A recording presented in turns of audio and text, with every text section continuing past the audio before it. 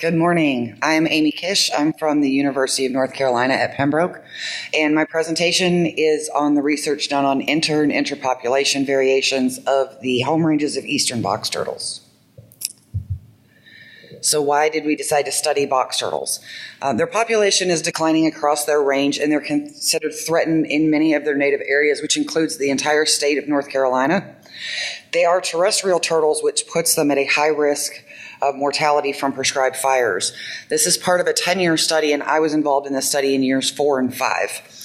The question that I addressed was, will males and females differ in their home range size use by sex, location, or a combination of both? And will the regular use of prescribed fires affect their home range size? So the eastern box turtle is primarily terrestrial, but it can easily swim across bodies of water. It will cool off in shallow water or mud, but in deeper water, if it got stuck there, they could potentially drown. They have a two-part shell consisting of a domed upper shell called a carapace and a hinged lower shell called a plastron. And the hinge allows them to completely enclose themselves in a box, and that's where their name comes from. When they are hatchlings, they don't have that ability, which puts them at high risk from predation. The male plastron has a concave indentation, and the females have a smooth plastron, and that's how we're able to determine sex. They are omnivores, and they prefer a mixed habitat. It is illegal in North Carolina to possess a box turtle or their eggs because they are protected. None of my pictures are coming up. You know what? Sorry, guys. So each turtle is fitted with a radio tracker button. It's epoxied onto the carapace, and it has about a 6-inch antenna. And each tracking button is assigned a frequency. So a radio system consisting of a large handheld antenna and a handheld receiver is used. We tune in that frequency, and then as you get closer to the turtle, it emits a series of beeps, and the louder and closer together those beeps get, the closer you are to the turtle. And then once you get in that turtle's location, it's just a matter of digging through the underbrush until you actually locate the turtle.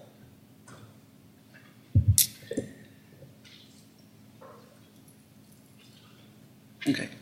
We tracked 29 turtles at Lumber River State Park, and 14 females and 15 males, and that was throughout the entire course of the study.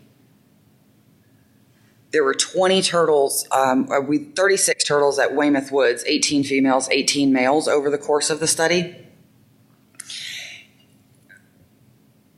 And there was 20 turtles each year. So as turtles either passed away, some turtles, the receiver battery would die and we weren't able to locate them, so a new turtle would replace them in the study.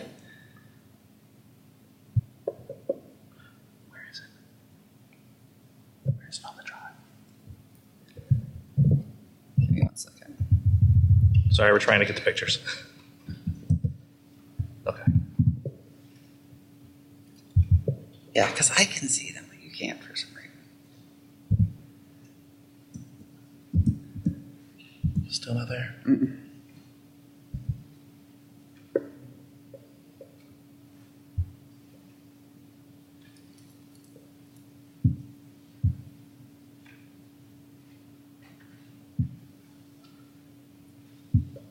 No, it's not going to work. Mm-mm.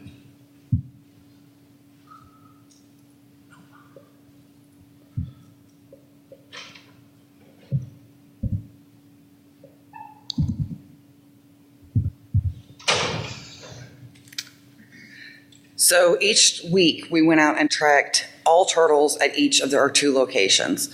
Once their GPS were located, we used a handheld GPS to record all of their GPS information for location. Each turtle was found only once per week during their active season, which is about mid-March through November. And health and activity information was also collected, such as weight, length, things like that. Their GPS coordinates were then used to create all of the maps that we created.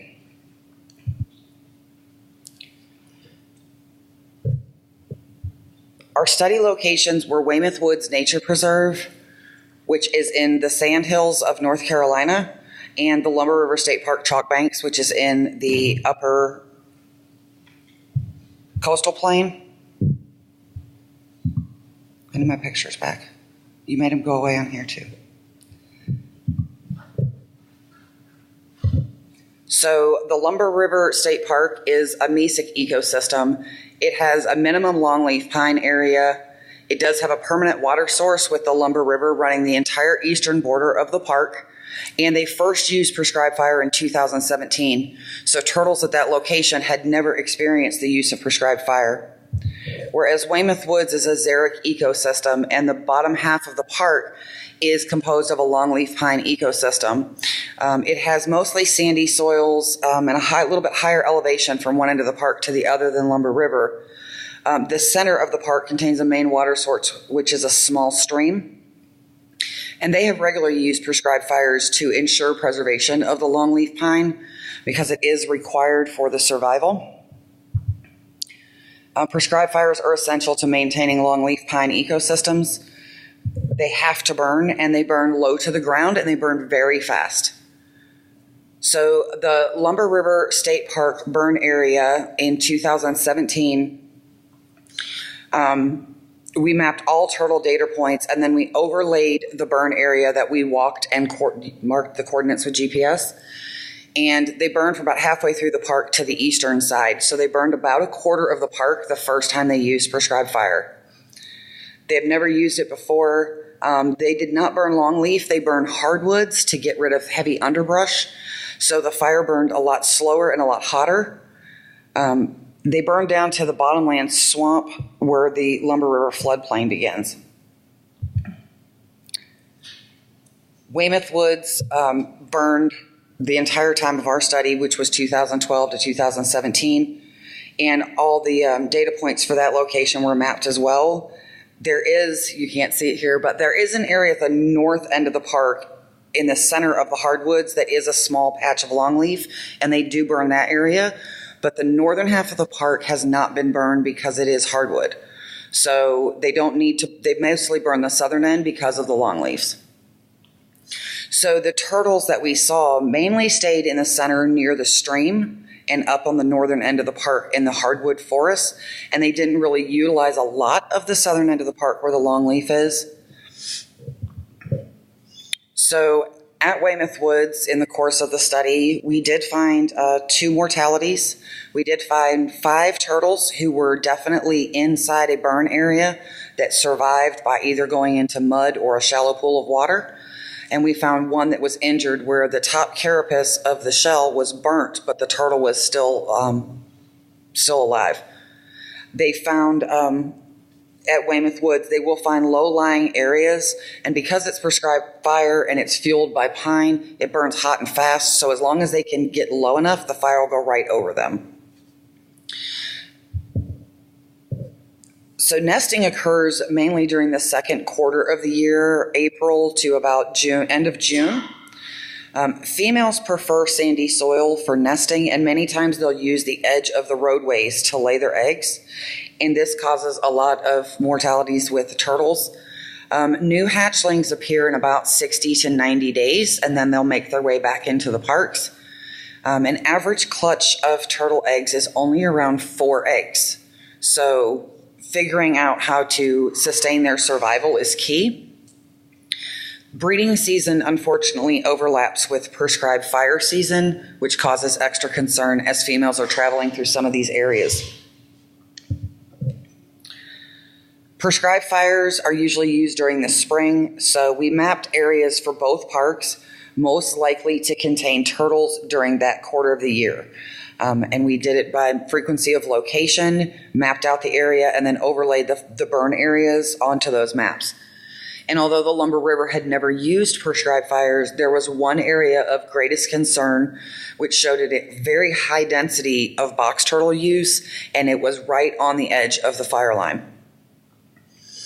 During the middle to the end of summer, there's an area of great concern well within the fire boundaries at Lumber River because those turtles have never had fire exposure before.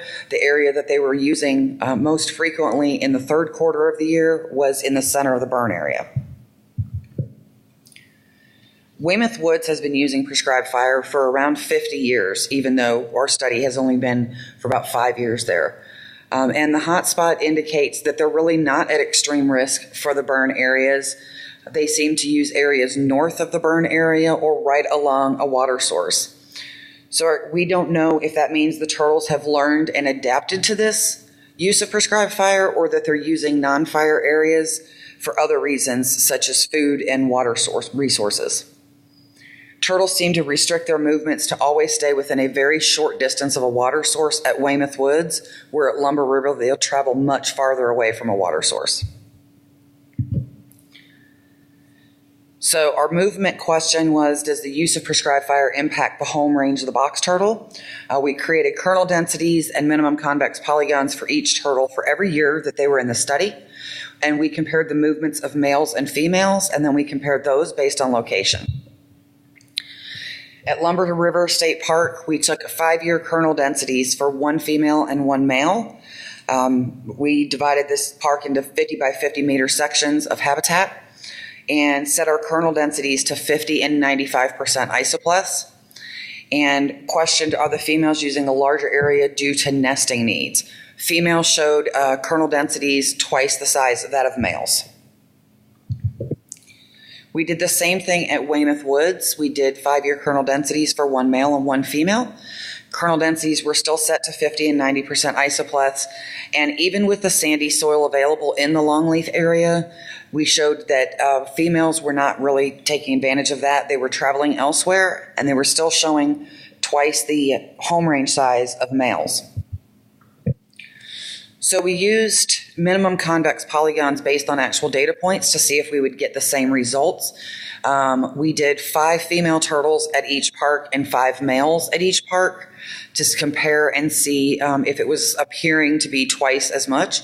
And we found the same results. Even when we used the actual data points instead of the estimations, it showed females were using twice the area that males were.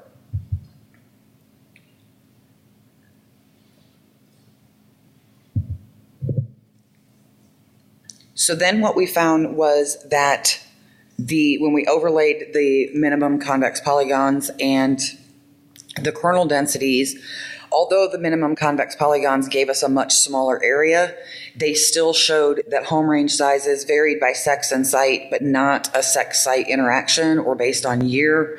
It was a general across the board.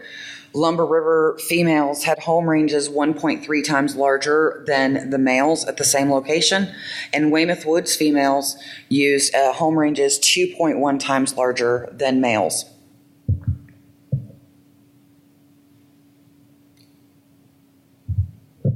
Okay, so the graphs which measured total home range showed that they were using twice the area. When we analyzed the straight line movement distance, however, over a daily period of time, we saw that this usual correlation was not indicated. It had showed that Lumber River was also using twice as much space for males and females as Weymouth Woods. But when we did the actual distance, we found out that that wasn't the case. Normally, a larger home range would indicate longer daily movement distances. Movement averages showed the same amount of distance traveled at each park by each sex. So females still move twice the distance regardless of their location, but the males at Weymouth Woods were moving more in smaller areas to obtain the resources that they needed. The highest female distance moved was during their nesting season, end of June to mid-July. And we also saw the highest increase in male movement during that time. However, it was still about half the total distance of females. So at Weymouth Woods, turtles are moving the same amount per day to find resources. They're just doing it in a much smaller area.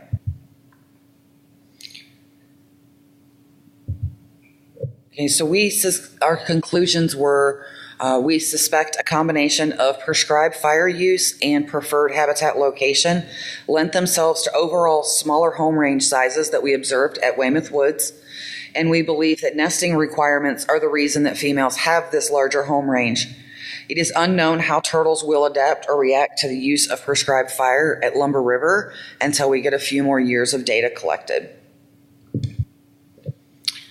So what's next is for us is that our research and maps have been shared with the fire units and land managers at both locations.